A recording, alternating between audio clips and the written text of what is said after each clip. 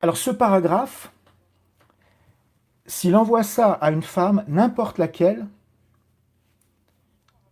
c'est fini.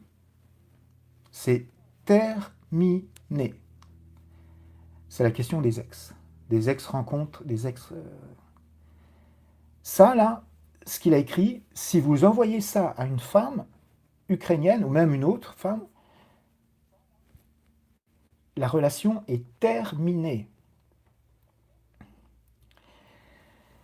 Comme tu t'en doutes sûrement, j'ai rencontré plusieurs Ukrainiennes grâce à l'agence. J'ai donc acquis une certaine expérience sur le comportement des femmes slaves. La plupart étaient plus jeunes que toi, avec des enfants adolescents. 2 étaient prêtes à s'engager vers le mariage avec moi. J'ai beaucoup réfléchi, hésité, car j'ai pensé à une différence de...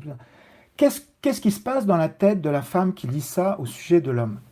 À votre avis, qu'est-ce qui se passe dans la tête de la femme? Les hommes et les femmes sont complètement différents au niveau de notre logique. On n'a pas la même logique.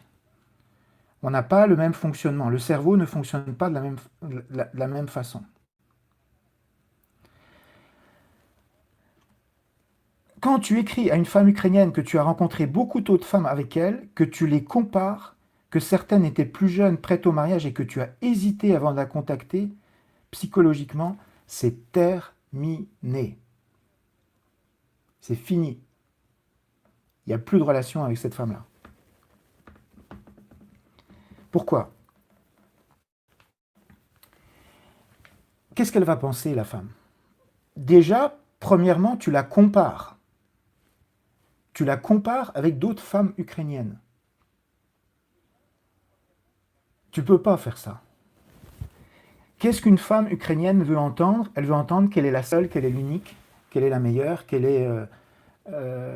c'est la seule chose qu'elle veut entendre. Elle ne veut pas entendre d'histoires de comparaison avec d'autres femmes sur des critères, etc. Si vous dites ça à une femme, c'est fini, hein.